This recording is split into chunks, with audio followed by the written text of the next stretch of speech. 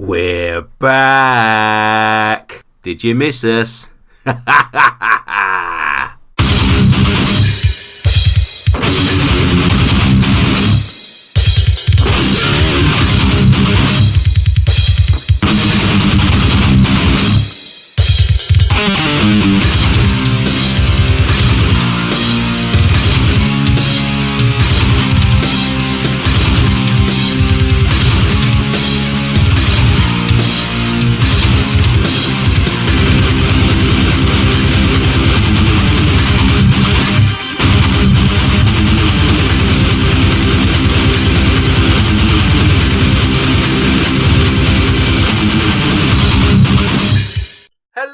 Welcome to the Ancient Slumber podcast, show number 41, the show you never thought you'd hear and the show we never thought we'd make. My name is Chris Ward and I am a writer, an author, a film reviewer and a general buffoon. And joining me from Chicago is a waffle waitress named Myron Schmidt. How you doing, Myron? I'm doing good. I specialize in buffoonery, so... We both do. We're back. We've been away for, 5 years? 2 years. Man. It's a long 2 years. Yeah, it's been a long 2 years. It has. The world has changed. Yep. Not for the better. Nope, not at all. But we've still got wankers. We've still got the wrong politicians in control. Yes. Nothing like American politics. I know you guys have your share, but dear Lord. We do. Our politicians are just like yours. If they don't know what to do, they just make shit up and they expect people to believe them. And there's a certain segment of the population that does. Yes, and they tend to be the ones that get into power for some reason. But I know. But we are not a politics podcast. Oh, thank goodness. Thank goodness. No, that could be disastrous. But anyway, we are back after 2 years, after promising you we were going to return in a couple of weeks' time. Because that's what our timekeeping's like. I thought it was 5 years. You said 2, so obviously we can't even measure time.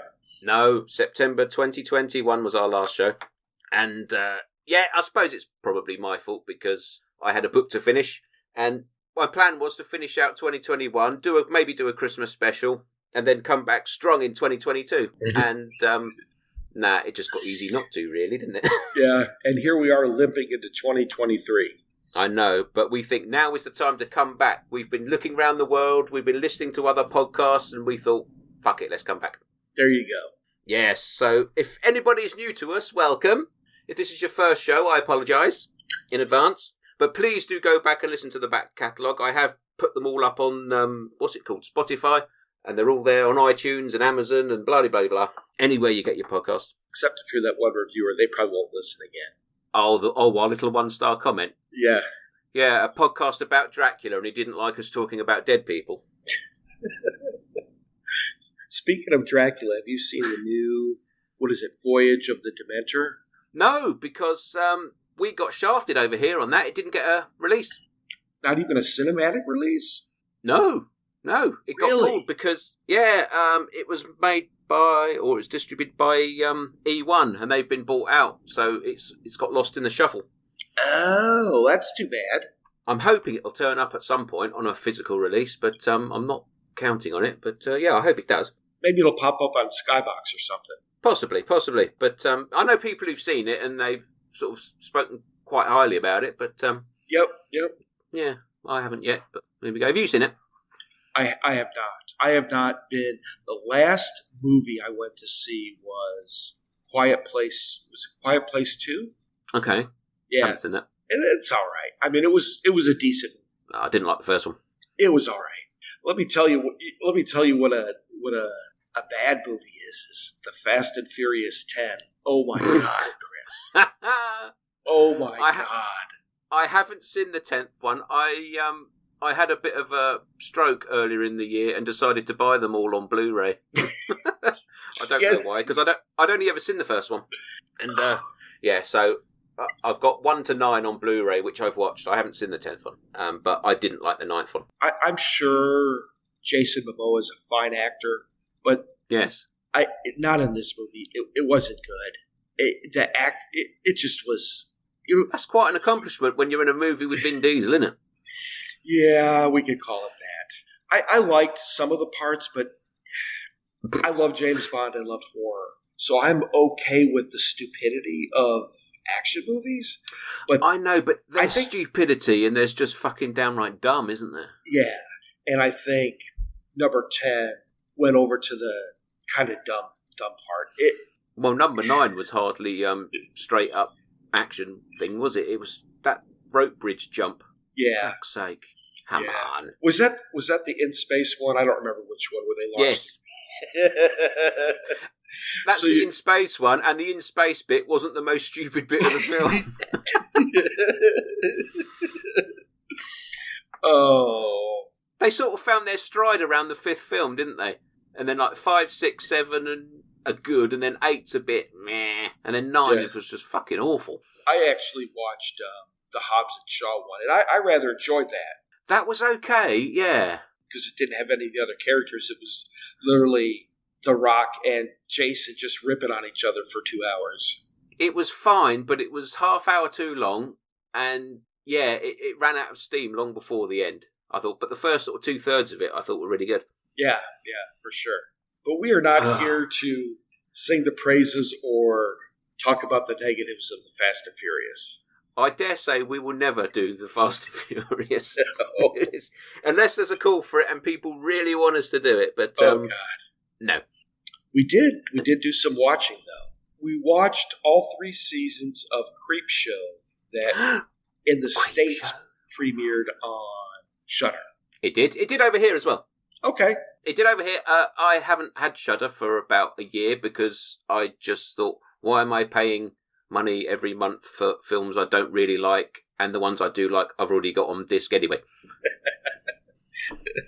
In 2 years you haven't changed. And I never intend to. I'm British, you know. I'm British, we don't change. That's right. There's another conversation. Yeah. So, today we are covering Creepshow, the TV series. Now, that's an oddity for us because I don't do TV shows. Have you ever... You know what you should watch, though, is the old Tales of the Crypt TV series. Have you ever seen those? I've seen the odd one here and there. I don't recall them getting shown over here. Because they really have some real high points. I'm sure they must have been shown because I've seen them once or twice, but whether I've saw it on a video or something, I don't know. But I don't mind anthology TV shows. Let me get that straight. I don't watch Game of Thrones. I don't watch Breaking Bad. I haven't seen all of Hannibal or Walking Dead or any of those because there's just not enough hours in my life. I don't want 26 episodes of Norman Bates' half-brother who we've never mentioned before and what he gets up to, because I don't give a shit. Right. The only TV series that I have seen all of, and I really enjoyed it, was Ash vs. Evil Dead. Okay. 10 episodes, half hour long, of Bruce Campbell just sawing up deadites, because that's what I watch it for, because that's why I like the films, that's why I'm going to go to the TV series. So every time they announce that there's going to be a TV show of a franchise that I like, I just think, oh, for fuck's sake, here we go again. It's like when they announced a new Halloween movie, right? Oh God, yeah. Fucking hell. I think that ship sailed, isn't it? God, I hope so. But somebody out there is growing a brain. Yes, but had they done it back when they were going to do it originally, it'd be all right. But we're long past. You know, somebody at some point's going to go, oh, it's got to have Michael Myers in it. And does it? Does it really? No, it doesn't. But anyways, if you get a chance to watch Tales of the Crypt, they've got some really fine episodes. I have seen box sets of them around, yeah. Do you know a gentleman by the name of Don Rickles? He was a kind of a variety show comedian here in the States. Yes, I know who he is, yes. He did a episode on season 1 where he was a ventriloquist. Holy crap. It was an awesome episode. It's still one of the best Tales of the Crypt episodes. Okay. Yeah. So if you ever get a chance, check out at least that one. Okay. Yeah, I'll say, if I ever saw a box set, it is a name I know, and I've seen the Tales from the Crypt movie and all this sort of nonsense. So I'm not averse to an anthology TV series. Right, yeah. So what did you think of Creepshow? Well, should we play a trailer and then we'll get into it? Let's play a trailer. Who are you?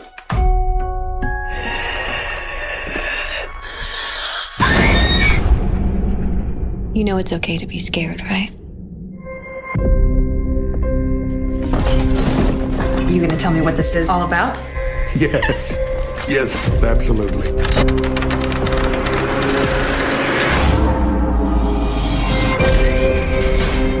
You've killed before. You'll kill again. I see what you did there. There are things in the corners of this world. Help me! They'll drive you insane. A new generation of horror has risen from the dead.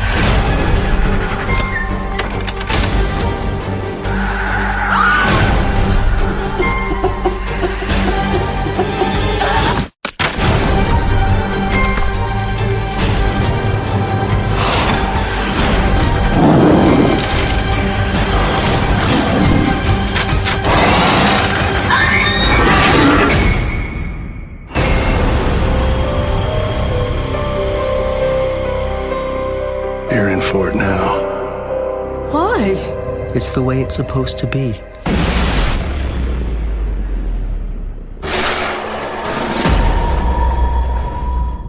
Right, should we do season 1 then of Creepshow?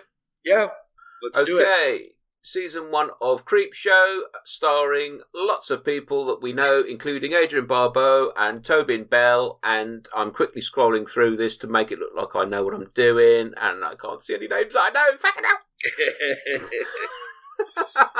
And there's other people, and they're directed by Tom Savini and Greg Nicotero and Axel Carolyn and lots of other famous directors that we know as well. So, season 1, Creepshow. Now, you and I, we like Creepshow the movie, don't we? Yes, we do. And while I was watching these, it dawned on me that we've never covered it. Okay. So we are going to have to do a Creepshow movie episode at some point. All right, let's do it.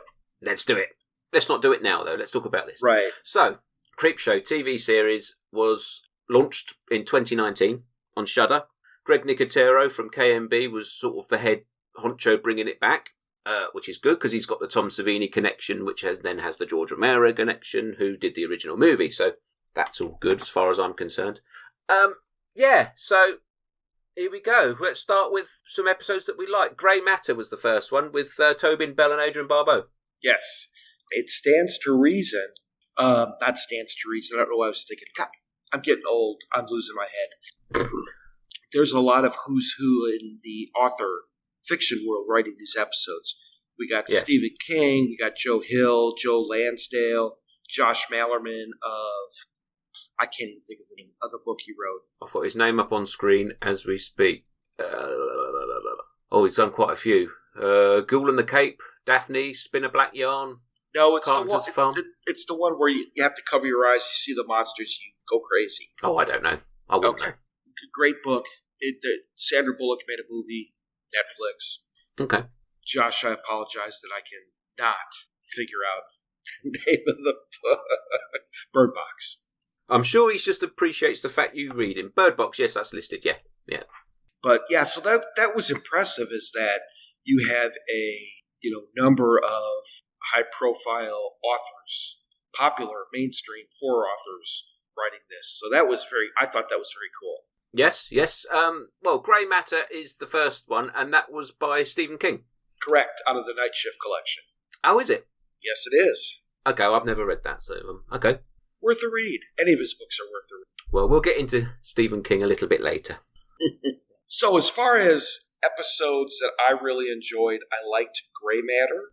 Yes. I liked The Man in the Suitcase. And I liked Mums. Those were my absolute favorite.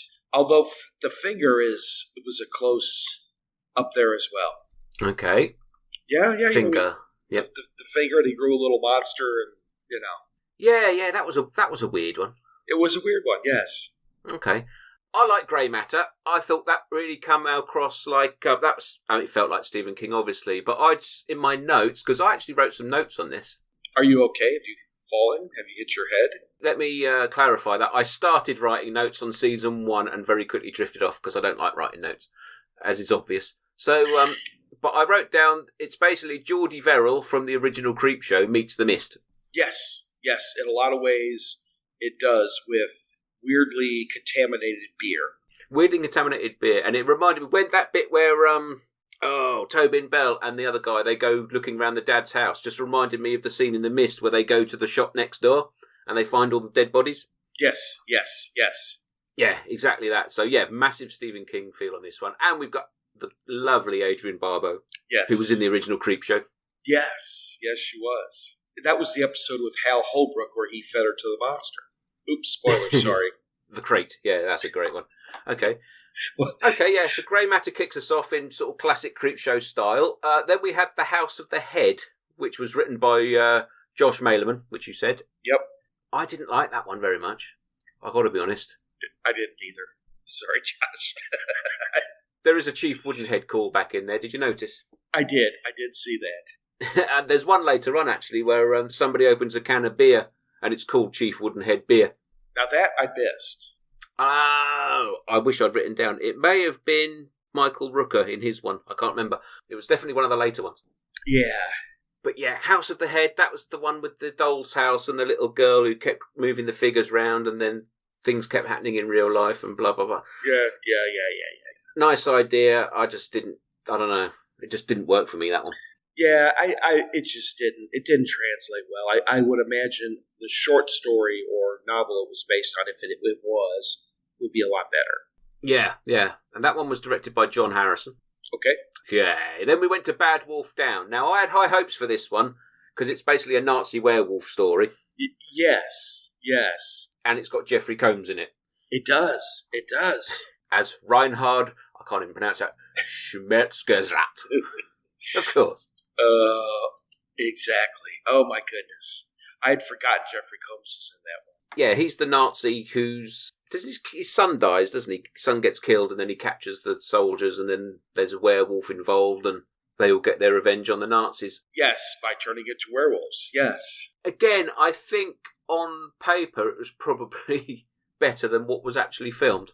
But like you said, I had high hopes for that one as well, because I was hoping it would be a little bit of a Dog Soldiers kind of vibe. Yeah.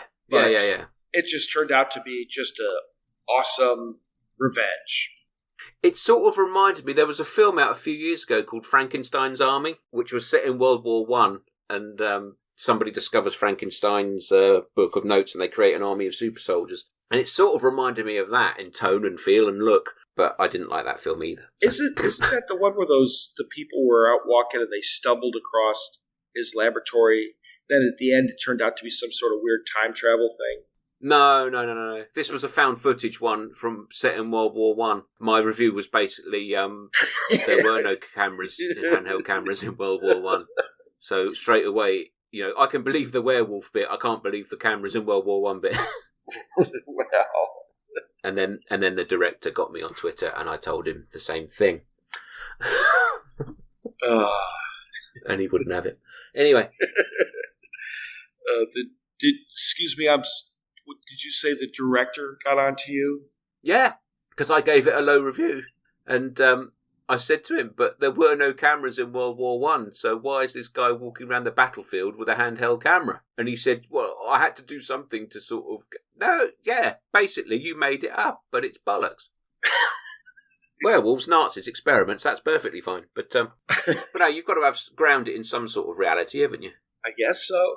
Basically, I just kept saying, you've got to ask the average viewer to get past the fact that there were no handheld video cameras in World War One. Yeah, but you got to remember it's found footage, so that already starts. Yeah, I mean, it's clearly obviously shit from the start, isn't it? So. Well, I wouldn't say shit, but it certainly doesn't lend itself, let's say that. Yes, for any of our new listeners, Myron loves found footage films, and nobody's discovered why yet. Oh. Anyway. But did they ever drop the camera and then run back and pick it back up? Probably. It's been about 5 or 6 years since I watched it. So. Cool designs for the monsters anyway. I did tell him that. I did enjoy those. And you can buy action figures of them. Oh, very cool. Anyway, that's another film that we're not covering now. So. Right, next up was The Finger, which was the one you mentioned earlier that you said you liked. That was directed by Greg Nicotero and written by David J. Shoud. I did enjoy that one. It was a interesting concept. Yeah, the main guy in it, DJ Qualis. Yeah. Am I pronouncing that right? I don't know. I don't know who he is, but he was very good. He's done a few TV shows over here. He's very, very funny. And okay. I like the way that he approached the sheer fact of having to cut up all those bodies. It was good. Yeah. He's basically he discovers a severed finger out in the street, doesn't he? And he takes it home. Yep. And then the finger sort of grows into a weird sort of gremlin type creature, doesn't it? Bob. Wasn't it Bob? Bob, yeah. Yeah. It reminds me of, so I know Greg will never be listening, but Greg Nicotero, if you're listening, there was a short story in a collection of short stories called The Collection, I believe, written by, man, I can see his name, I can't get it out, but it was about demon-possessed macaroni and cheese. Of course it was. The macaroni and cheese would call out to the person making it that they needed blood in the macaroni and cheese. Okay. By Mr. Bentley Little. Okay. I wish Greg Nicotero would make that. Well, if you're listening, Greg, give us a credit on it. It was such a weird short story, but was it so good? It was so good. Possessed macaroni and cheese. That's awesome. I quite like films where the food is the antagonist. Yes. The stuff being the best one, obviously. Well, yeah. Killer ice cream, fantastic. I know, right? Well, Killer would call it marshmallow fluff over here. Oh, yeah. Yep, that's good stuff. Righty-ho. Next up is All Hallows Eve, directed by John Harrison. I didn't like this one. This was the one with the little kids trick-or-treating. Right. Interesting concept. Yeah, it reminded me, there's a section of the movie Trick or Treat that come out 10 years, when was it, 2009, 2010? Yeah, something like that. Yeah, there was a section in that where there was sort of ghostly children who died and then they come back as ghosts and go trick or treat. Very similar to that. It was okay. Again, I quite like the concept, but I just, kids being obnoxious on screen, you can only take it for a couple of minutes, can't you, before you've had enough? Do you remember I think it was in this anthology, the anthology called Tales of Halloween. Yes. There was some kids going trick-or-treating, and the twist of the story is that they were out to kill a group of 4 child killers. That's right, yeah. They showed up at the house. Man, I thought that was super clever. I love Tales of Halloween. Absolutely. I actually prefer it to Trick or Treat. Interesting. You heard it here first. Yes. I do like Trick or Treat, but I think Trick or Treat's one of those films where the first time you watch it, you go, wow, this is amazing. This captures Halloween brilliantly, blah, blah, blah. And I just think on subsequent watches, it just doesn't hold my interest as much. Yeah, it doesn't hold up as much. Yeah. But I do like Tales of Halloween. I like that one with the, I think it's called, is it called Saturday the 14th or something? Where it's basically Friday the 13th meets Evil Dead. I think so. There's a slasher killer or something, and just as he thinks he's got the upper hand, this sort of deadite demon comes in and does him in as well. Oh, well funny. I got to rewatch that movie. Yeah, I'll probably rewatch it around Halloween. Okay, then we've got The Man in the Suitcase. And I really liked that one. I thought that was super, super clever. Did you? Well, my notes on here, I put Man in the Suitcase. Bit dull. Bit dull. Oh, no. I mean, they tortured this guy in a suitcase, which is, the premise is just crazy that there's a living man in a suitcase. Yeah, well, he's a djinn, isn't he? Yes. Genie, yeah. And they get him to cough up all the money and everything else. But, you knew at the start of the movie that some of those kids, when they started extracting money, were going in the suitcase. You just almost waited for it. Yeah, I don't know. For me, I don't know. I sort of guessed where it was going early on, and I was just waiting for it to get there, I suppose. Yeah. So what did you think about the next episode, The Companion and Lydia Lane's better half? Well, The Companion, I've put basically here, it's basically a Pumpkinhead remake, isn't it? It is. It absolutely is a Pumpkinhead style remake, for sure. Yeah, it's basically just Pumpkinhead. Quite liked it, though. I thought it was okay. It was all right. Yeah. Yeah, this whole episode I didn't care that much for. It was all right.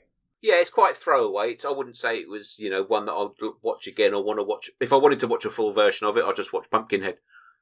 Right. But, No, I quite liked it. The protective scarecrow, isn't it, of the property and whatever. It was very, very, very good special effects at times. Oh, yes. We must be saying, actually, the effects are pretty good all the way through this. Bit of dodgy CGI here and there, but on the whole, I quite liked it. All 3 seasons, the special effects were very good. You could tell a real pro like Greg was helming the special effects. Yeah, sure. And I think the CGI, when it does look a bit shaky, isn't that much of a problem because it's a program based on a comic book. Right. Or the comic book concept, at least. So, right. Yeah, I didn't worry about that too much. Okay, so then we got Lydia Lane's Better Half, directed by Roxanne Benjamin, written by John Harrison and Greg Nicotero. What did you think? Yeah, it was all right. It was all right. Again, I like the idea. Do you remember the movie, what was it called, Devil? I think it was produced by M. Night. I've seen it, but I don't really remember it. It's where people are trapped in the elevator with a person who is the devil. And it was very good. Yeah. I really liked that one. I still like it. Okay. But yeah, elevator movies, they're all right. They are. But this one, the woman, she gets killed after not getting the promotion that she wants. And but her boss sort of thinks that the corpse is still trying to get her. And it's again, the concept's good. I just don't think the execution can really handle very well. Again, but decent special effects. Can't complain. Oh, the effects were very good, yeah. So then hang on, what did I put on my notes on that? Oh, yeah, I did put on my notes, it is quite creepy. It's got a creepy vibe to it. Yeah, I can see that. Okay. The next one I did like, which is Night of the Poor. I did not see I did see the twist coming, but overall, it was very, very good. It was done well. This one's got Bruce Davison in it, an actor I always like seeing anyway. Gotcha. Yeah, it's the retelling of the monkey's paw type thing, isn't it? It for sure, it is. You know, someone turns up on Bruce Davison's doorstep and she's looking for help, and then he sort of offers her something in return for something else. Right.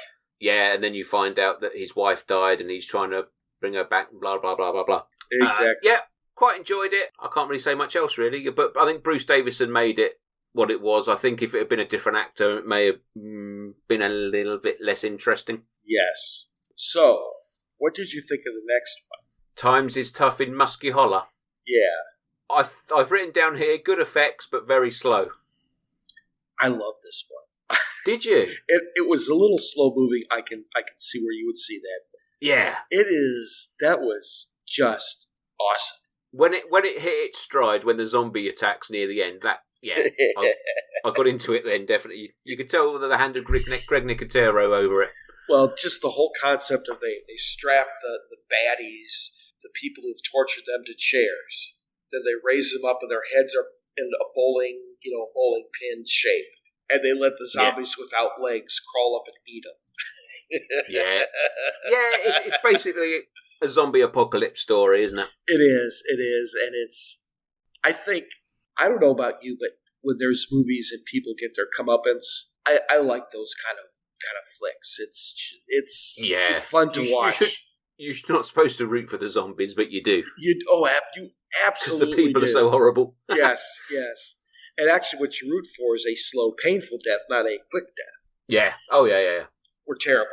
But I really, really enjoyed that one. I thought it was clever. I thought the story was clever. It was just a good zombie story. But, for me, it took a while to get going. In a 20-minute segment, it's only really the last sort of 8 to 10 minutes that were really exciting. Well, yes, but it was a nice build-up because you knew something bad was going to happen because they're strapped to a chair. The chair's got chains. That was a nice bit of tension building. All right, then. So next we've got Skin Crawlers, directed by Roxanne Benjamin. What did you think? It was really, really super cool idea. Now, the idea has been done before. There's a gentleman by the name of Nick Cutter. Spoiler alert. And he wrote a book called The Troop. And essentially it is very similar. A Boy Scout troop becomes infected with, parasites that essentially they, experience rapid weight loss and they're trapped on an island and the whole thing. But I enjoyed it. And I thought the special effects for this one were very, very, a lot of people in fat suits. They were quintessential Greg Nicotero type of. Have you ever seen the anthology film Body Bags? Oh, yeah. Yep. The John Carpenter one. I do. This reminded me of the section with Stacey Keach. Hair. The one where his hair's falling out. Yeah. Yes. And he goes and he gets a hair transplant. Yes. Yeah, but it's those little creatures that they put into his scalp. Yeah.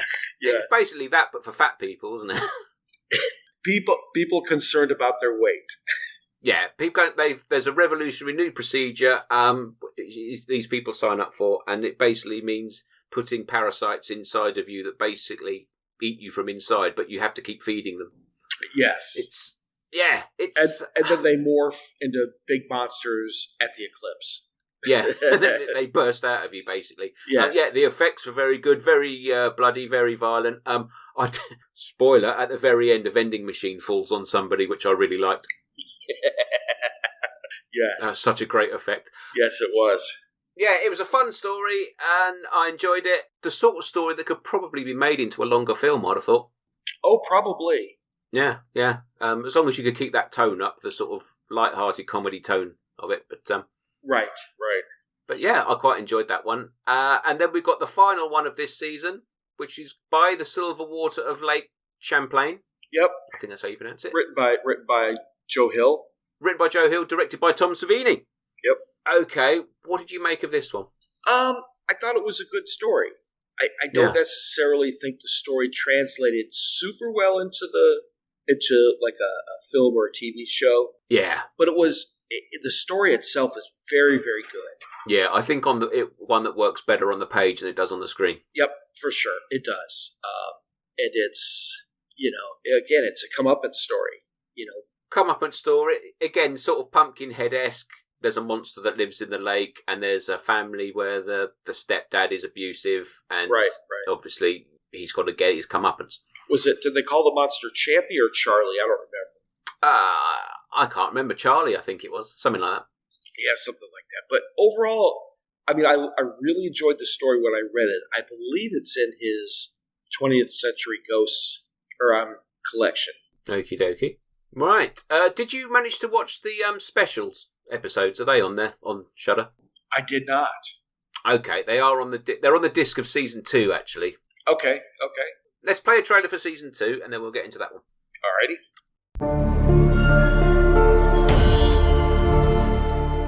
Thank you for coming. I already know that your services are in great demand. You come very highly recommended.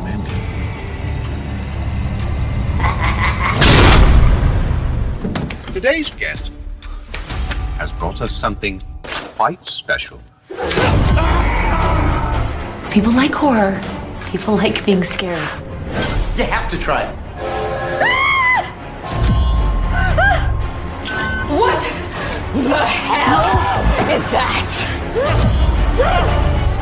Let's look inside. I'm so scared. You should be.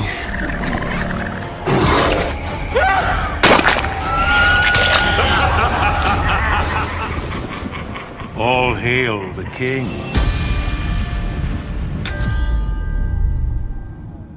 Okie dokie, season 2 of Creepshow. This was in fuck me, what's happened to my screen now? This was from 2021. Again, same directors, Greg Nicotero, Axel Karolin, and Rusty Kundieff, and Joe Lynch, and a few other people as well. Okay, let's get into episode number 1, which was Model Kid. Yes. Directed by Greg Nicotero. I love this one. It was good. I liked this one too. Yeah, this was so far my favourite episode. Better than anything in season 1. Really? Yeah, I love this one. You said so far, right? Yeah. Oh, so far, yes. Yes. Yeah. Yeah. We know what episode's coming next, so. Yeah, we'll get there in a minute. Yeah. Yeah, Model Kid is about a 12-year-old boy. He's being bullied, and his parents die, don't they? The father's never in the picture. Our father's never there. His mother dies of cancer, and he has to go and live with his aunt and uncle. Yes. His uncle's played by Kevin Dillon, who is not Kevin Dillon, isn't, but the character is a massive bastard. Yes, and he plays it well. He does play well. Plays the sort of character he normally plays, actually. Yes. But yeah, he wants Kevin, the boy's called. Is it Kevin? Not Kevin. It's Joe. Sorry, Joe wants to be. He wants Joe to grow up to be a man, be a man's man. and not play with monsters and toys and posters and this, that, and the other. Right. But Joe loves sort of the universal monsters, and he fantasizes about all of his bullies being killed by a giant Frankenstein monster, and basically that is sort of what happens. Yes, it is. His Gillman and Mummy toys come to life, and they sort of help him out. Yes, I believe. I believe they ripped Kevin Dillon's character limb from limb. Yes, they did. That was fun. Yeah, I like this one. Obviously, I love the Universal monsters, and this just played into that really well. But it had that sort of contemporary gore, and it was just really, really good. Really good fun. Yep. Excellent. Right, the next one, Public Television of the Dead. Again, directed by Greg Nicotero, written by Rob Schrab. This one features Ted Raimi. Yes, it does. Yeah, Ted Raimi basically plays himself going on a TV show, and he's got a copy of the Book of the Dead, which he wants valued on a daytime TV show. Yeah. And of course, the guy valuing the book reads from it. Of course. And as you can imagine, Deadites are everywhere. It's brilliant. You get to see Ted Raimi in full Deadite makeup. It's absolutely fantastic. I actually filmed that bit. When that bit was on the telly, I filmed it on my phone, and I sent the clip to my son who was at work and said, "Look what I've just watched. The best Evil Dead clip since Army of Darkness." Since Army of Darkness? Yeah. Oh, boy. What? Oh, boy. What, best Evil Dead thing since Army of Darkness? Yeah, it is. It was really good. I really enjoyed that one. It's literally a 20-minute Evil Dead film, isn't it? Yes, which, don't shoot me for saying it, but was probably better than the Evil Dead movies. Not all of them. Well, the first one was pretty good. Okay. Yeah, not a lot else to say about that one. It is basically a 20-minute Evil Dead movie. It is. Ted Raimi being absolutely brilliant, as he always is. Okay, after that is Dead and Breakfast, directed by Axel Carolyn. It was an interesting one, but I quite like this one. I liked it. The ending scene was awesome. Yes. It was good. Basically a brother and sister played by Ali Larter and C. Thomas Howell, and they own, what would you call it? It's like it's a bed and breakfast, but it's got a history because their grandmother was a serial killer. Right, so they said, but nobody could prove it. Yeah. And so they were sort of selling out, come and stay in the haunted house of the famous serial killer. The old lady spinster, she was called, wasn't it? Yes. And yes. Yeah, but nobody could ever actually prove that their grandmother had killed anybody. So it was all a bit of a hoax. And then you find out at the end that it probably really wasn't a hoax. Yeah. Yeah, I quite enjoyed that one. It went on maybe a little 5 minutes too long, really, with what they had story-wise. But yeah, it was good fun. C. Thomas Howell was very good. I haven't seen him on anything for ages. Yeah, it was really good. I enjoyed it. Yeah, that was a good one. And that was followed by Pesticide. Yeah, it was. Directed by Greg Nicotero. Keith David was in this one. Who was? Keith David. Huh. From The Thing. Yeah. He was. Yeah. And Ashley Lawrence from Hellraiser. Yep, you're right. Yep, you're up to speed now. Yeah, I wasn't so keen on this one. To be honest, it lost me after about the first 5 minutes. Yeah, me too. Yeah, I was not very. Keith David and Ashley Lawrence couldn't really save this one. No, they couldn't. They could not.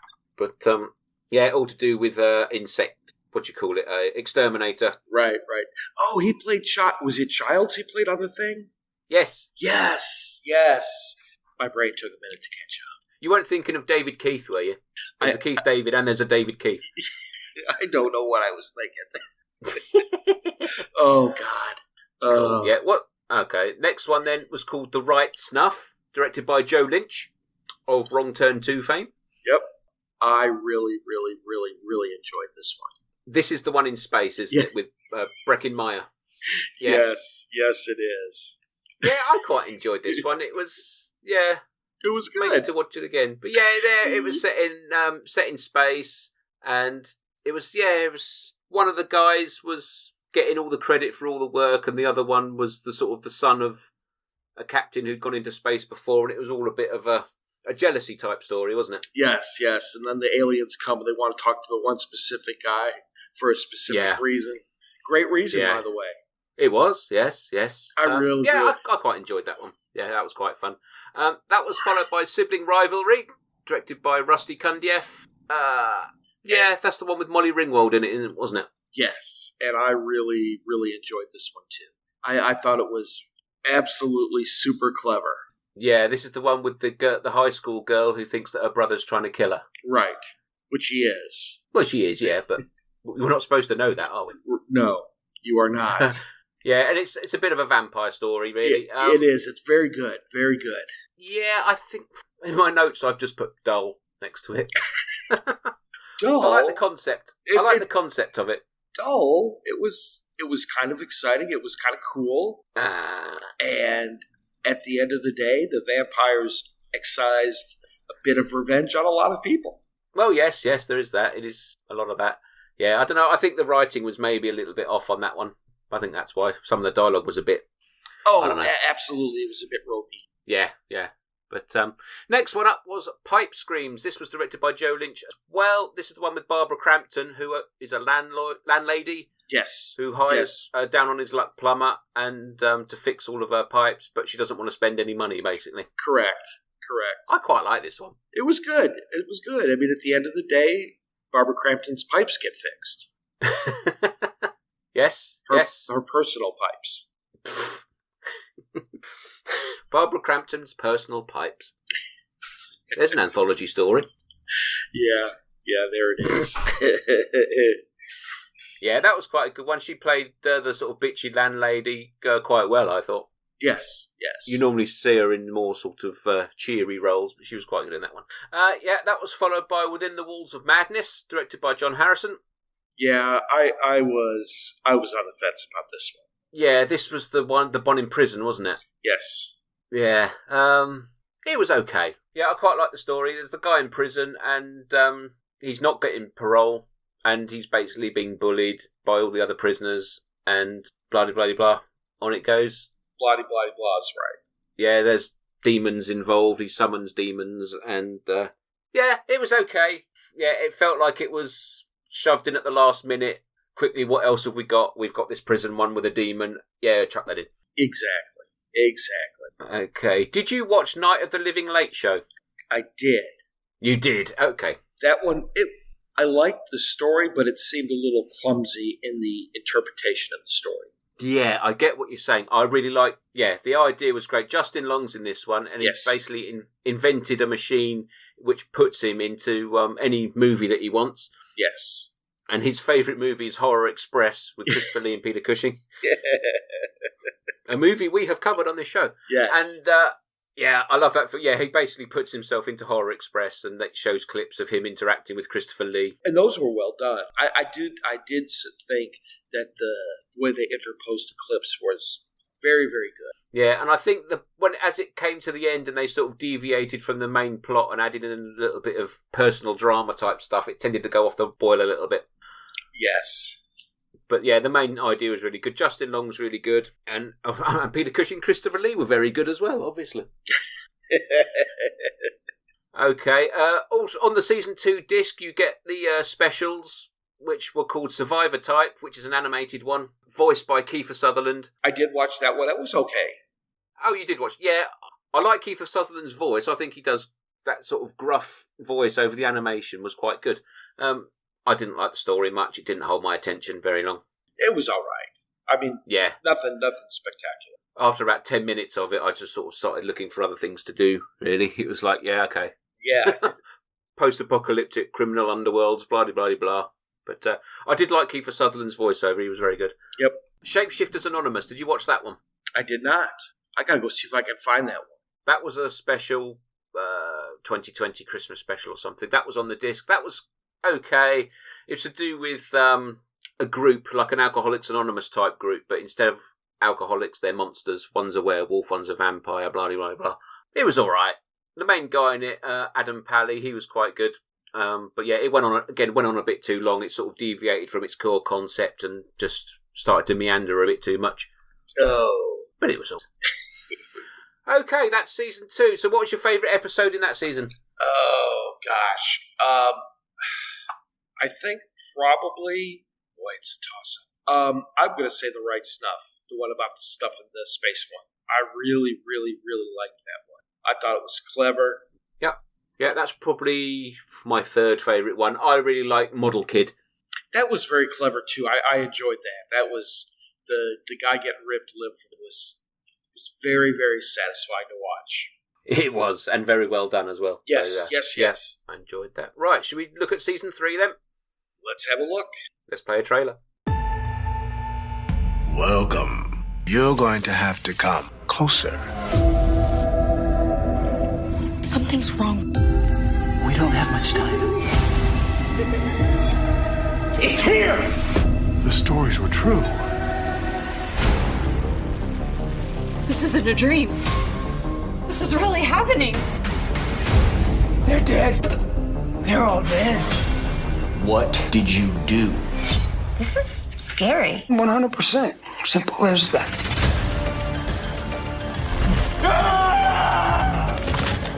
I got a bad feeling about this. We have to tell the police. It's just a bad dream. You forgot to say spoiler alert.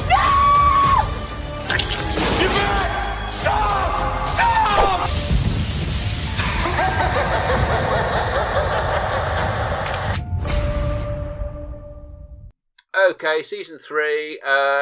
Same directors, similar actors, blah, blah, blah. Right. Episode 1 is Mums. I think it was written by Joe Hill.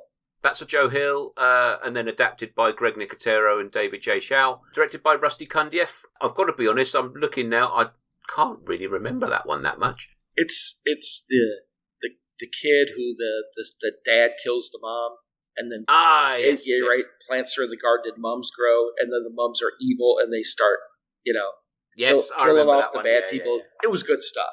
The kid just wanted to go see his grandma's. One thing in these Creepshow stories they tend to do is they tend to get real arseholes, don't they? Playing the abusive dads. Yes. Not saying the actors are arseholes, but you know what I mean. Yeah, they do that very well. Yeah, I did quite like that one. Again, it's always satisfying to see these people get their comeuppance, isn't it? It is, absolutely. Excellent.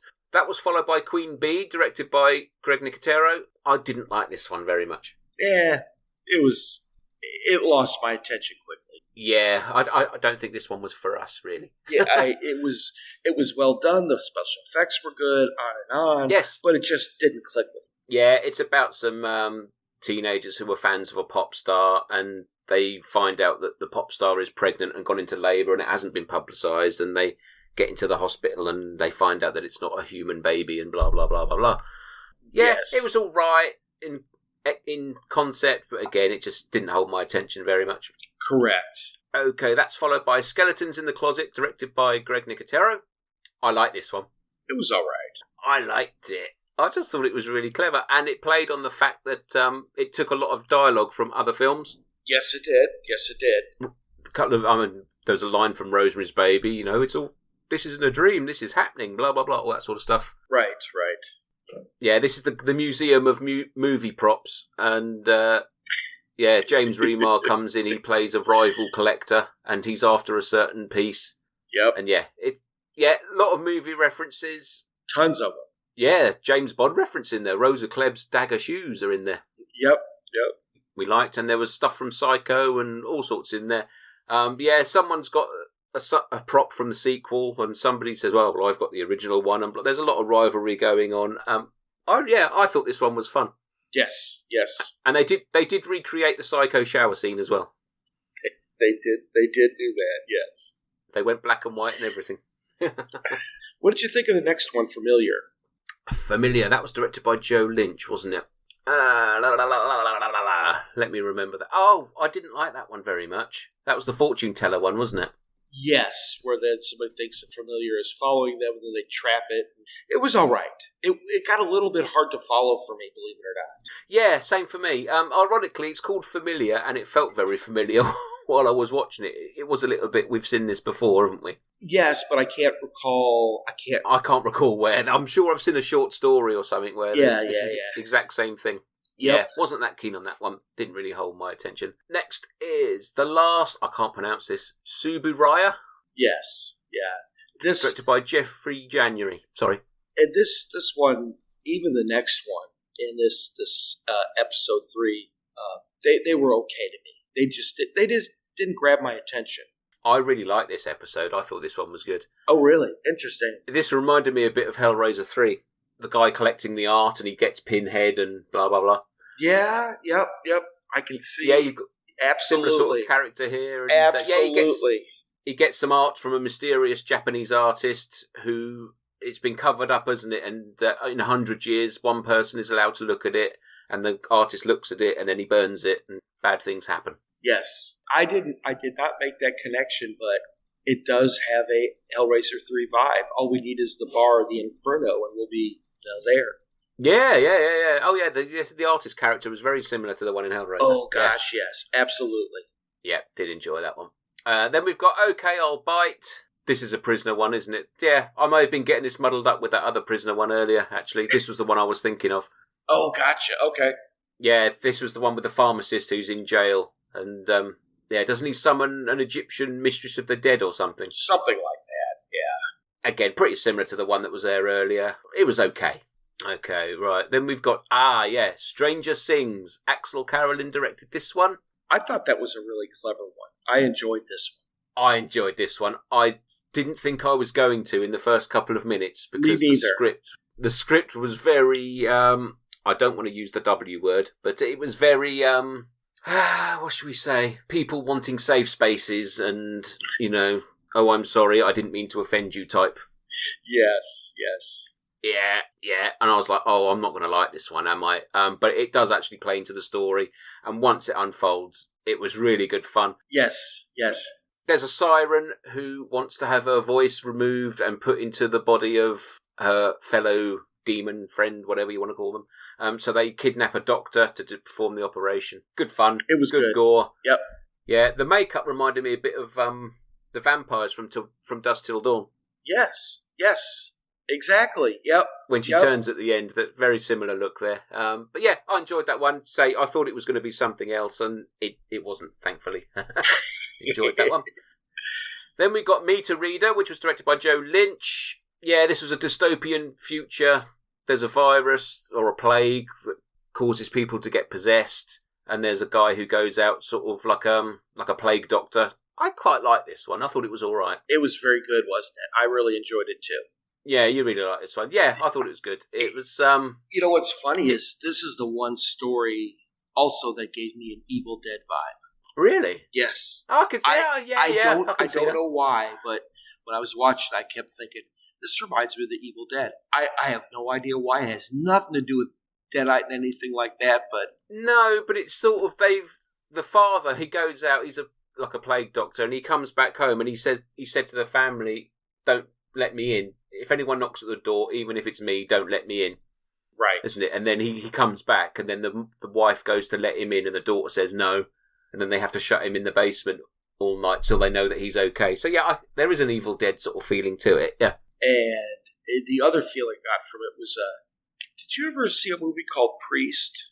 It was about the vampires roamed the world, and there was, a sect of people that, were priests, but they were also vampire killers. No, but I do know it. Was it based on a graphic novel? That one I don't know. I can picture the DVD cover. I can't remember the guy's name who's in it. But yeah, I know the film you mean, yes. I haven't seen it. Yeah, and he rode a really cool motorcycle kind of thing. Yeah, it was pretty good. This also reminded me of that as well. Yeah, okay. So overall, I really enjoyed that one. Okay, yeah, that was one of my favourites too. Okay, then we've got Time Out, directed by Jeffrey F. Donovan. This was the one where the grandfather's died and he's left the grandson that, it's like a desk, isn't it? It's a cabinet. Yep. Yeah, and he can go into it, and it sort of becomes... It's always like Narnia in the other side. Yes, yeah. He can manipulate time, so he has more time to study for the bar. He has more time to prepare for his law career. But he does age quickly. Yes, that's the price he pays. Yes, and then how about the ending scene? It was pretty awesome. He gets in there and he dies, right? And then he turns into a pile of dust, doesn't he? Yep. Yeah, and then his son discovers him. Yes. Yeah, it was okay. Again, I like the concept. It's that short story anthology concept, isn't it? Careful what you wish for type thing. Right. It was okay. I didn't love it, but it was okay. I love that ending scene, though. That was really good where he lures this kid in there. And the kid's going to die in there, too. Yeah. Which is sad, but, That comes with the territory with these stories. Yes. Okay, then we've got The Things in Oakwood's Past, directed by Greg Nicotero. This is an animated one, isn't it? Yes, it is. Yeah, I wasn't keen on this one. It was alright. I started it and I didn't even finish it.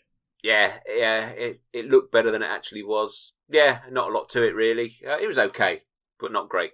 Oh, yes. Right, then let's move on. Where were we? Drug Traffic was the next one, directed by Greg Nicotero again. Now, this is one of those absolutely batshit crazy concept movies, but I enjoyed it. Yes, this is the one with Michael Rooker. Yes. I really enjoyed this one. I thought it was clever, but man, it was off the wall batshit crazy. Yeah, he's a security officer. A border patrol agent, yes. Border Patrol, that's it, yes. Yeah, and he's overseeing a group of people trying to cross the border, and one of the people is a young woman who needs treatment for an unspecified disease, and her mother is carrying all sorts of drugs, far too many drugs to be carrying when crossing the border, so he pulls them to one side and all that, and then we find out what the disease actually is.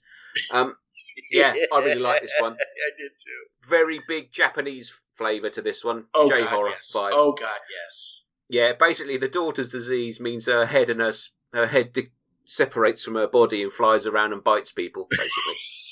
Again, batshit crazy. But you can't help but like it.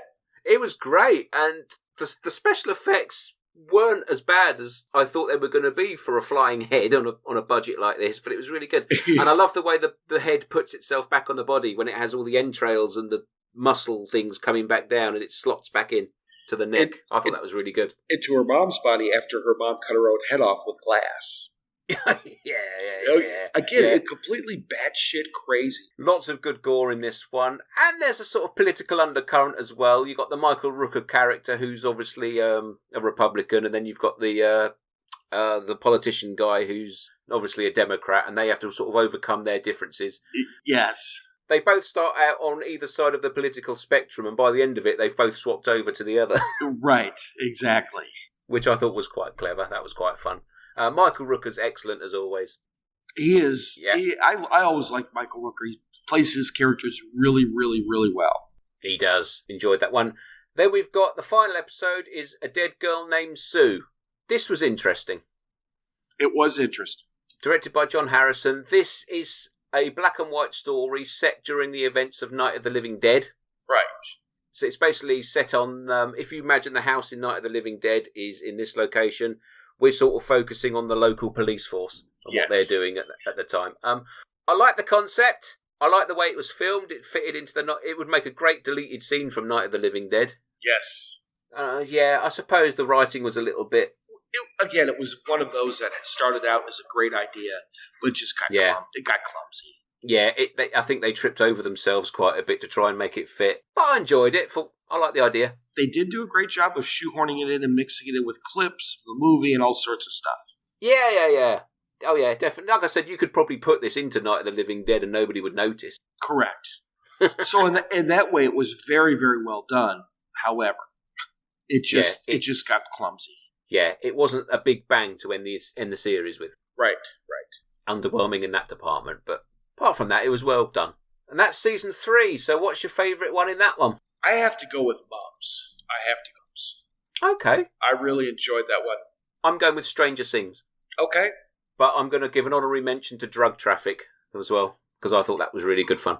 That was just one of those awesomely batshit crazy things that you just, hey, this is kind of cool. And it's a very fun watch. You know, what I liked best about that is you know where it's going. Yeah. You know what's going to happen. But when they do the reveal and it's just the head with some entrails, oh my God, you're like, holy shit, they pulled it off. Yeah, they did it. And it worked, and it didn't come across as overly goofy. Just enough goofy. It was overly goofy without coming across as overly goofy. Yes, that is correct. Yeah. But that floating head was just awesome. Yeah. And you got Michael Rooker running around trying to shoot it. What more do you want? When that bit was happening, the boy was in the other room and I called him in. I said, come look at this, because he likes Michael Rooker. And I showed it to him and just watched the floating head, and he just looked at me with... he started, shook his head and walked out. You've done your job. He's not well versed in J-horror, so... Yeah. I did enjoy that one. Okay, so that's 3 seasons of Creepshow TV series. I enjoyed them. I did. I enjoyed them too. Yep. Like with all of these things, there's always a few duffers here and there, but I think overall the standard was very high. I think season 2 and 3 are better than season 1. I think you're right. It did get better as it went on. It did. As an overall score of floating heads shot by Michael Rooker out of 5, what would you give Creepshow? It's a solid 3.5 to 4. Yeah, I'm going to go with a 4. I think you can have a lot of fun with these. Oh, yeah. And there's some real high points. Yeah, the high points are really high. And the low points, there's nothing on here that's terrible. No, it's just some of it just doesn't grab your interest. But it's not, if you watch it with try to be a little bit objective, they're all well-told stories. It's just some of them don't grab me as much as others. Yeah. And the Creepshow format of, the comic book with the flipping pages and the creep and the little animations and all that, I love it. I think it's great. It was well done. Absolutely. Yeah, absolutely. Brilliant. That's Creepshow. So I would like to say thank you very much to Polly over at AIM Publicity for sending me the discs. Always appreciated, Polly. Thank you very much. Oh, nice. Enjoy that. Nice. Excellent. So we've got one more quick review we're going to do today, and that is King on Screen. Yes. Ooh. Let's play the trailer. Everybody who hasn't read a Stephen King book has still seen a Stephen King movie. It all started with Carrie. Seeing her burn everything down at the end, but you're watching it and it's thrilling. Creepshow had a massive impact. It completely traumatized me. Aren't you going to say hello? Pet Sematary is a great movie. Misery is one of my favorites. Stephen King writes human beings, and then he puts them in phantasmagorical situations. Instead of setting everything in big cities, he chooses locations that are identifiable for everybody. It's an idealized America, but then it's ripped apart and sent to hell. When I think of my favorite Stephen King movies, I think of Stand By Me and The Shawshank Redemption. I remember being shocked that someone who I associated so much with horror was capable of creating something so beautiful. Much of Stephen King's work seems to be about how we treat each other. Whether it's the family in Cujo or what's happening in The Shining between Jack and Wendy. This isn't like it's coming. This is about what's here. That's the legend of Stephen King, is able to see things in the future that the average person can't. He's been such a mirror for pop culture, but now he is his own pop culture.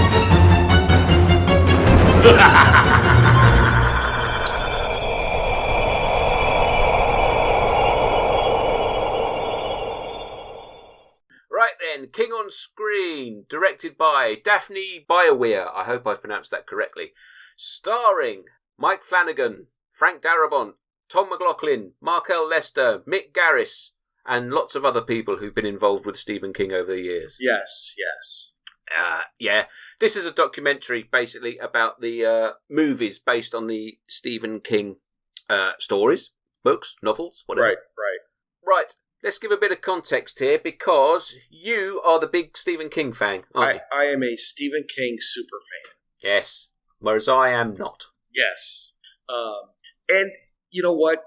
That, in all fairness to the folks that made the film, it was a well-made movie, a well-made documentary. Yes. But as kind of a super fan, I've seen a lot of that stuff before. There were a few bits in there that were new to me, but a lot of that stuff I've seen before, seen clips or heard clips or read clips. So it made it a bit of a struggle to watch it. That is in no way to comment. It is very, very good documentary. It's got a who's who of who's ever been involved in a King project in it, which how they managed to get all those folks for their documentary is a feat, Herculean effort, and it was well done. But it just, as a super fan, I was hoping for a little more, I guess, in terms of information. I don't know what I was hoping for, but I had a different expectation. But if you're not a King super fan, you just are curious about the body of work that's been adapted for him. It is a great documentary. Okay. Documentaries, I think, are always quite hard to review. They are very, very difficult to review. Because if you're like you say, if you're a super fan, you know most of this stuff already. Yes. And if you're not a super fan or not a fan, why would you give a shit? But it's a nice synopsis of some of his best, almost his best work.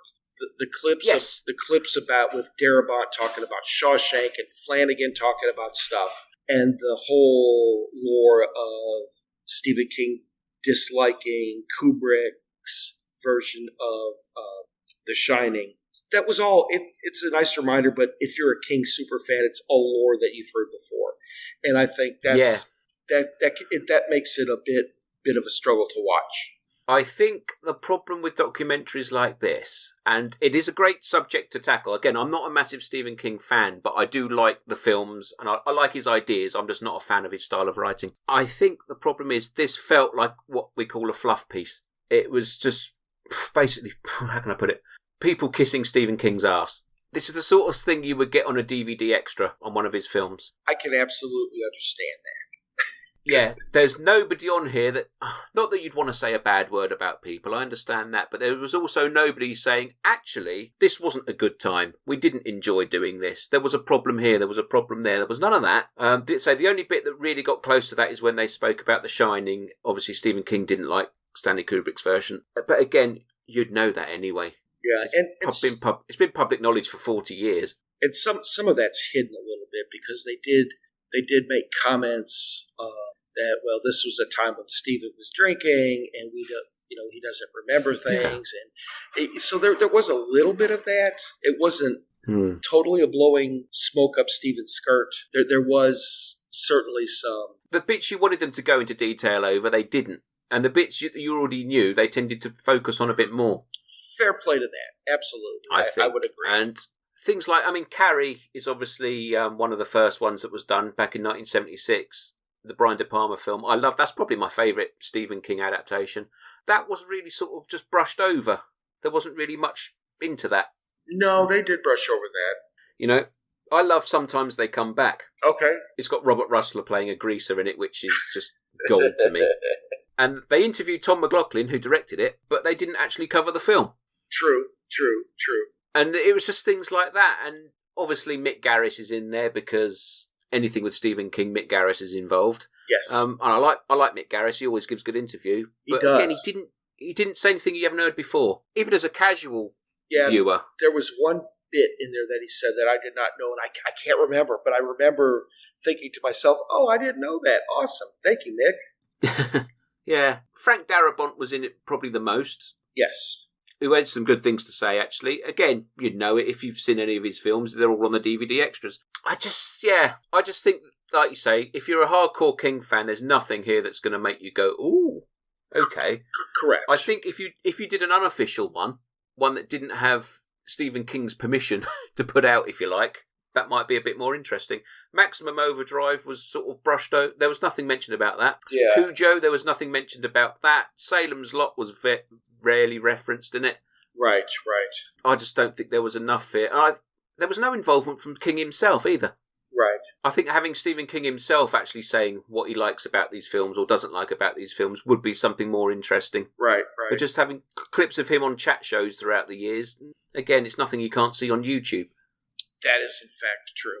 Yeah. But overall, I would still give it a high mark because it was well done. The guest list is a who's who, and if you've never heard these people talk before, it is worth a watch. But if you're a hardcore super fan, you'll watch it because it's related to Stephen King. Yeah. But again, I would rate this very high. It's a very well done documentary. Okay. What are you ranking it then? I would give it a 4. Really? Yep. Okay. I went with a 2.5. We're way far apart on this one. Yeah. The people that were involved, yeah, all great, no problem with that. But, where was John Carpenter? Where was Brian De Palma? Where was Keith Gordon? Where was Robert Russler? Right.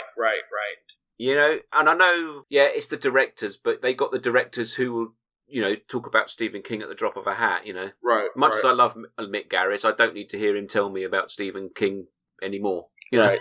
Unless you're going to tell me something that isn't made public. It was okay. If you've got an interest in Stephen King, obviously it's going to give you a little bit of a context, especially on some of his more modern films. But exactly. Yeah, but for me, it was just a DVD extra stretched out to a feature length, really. Yeah.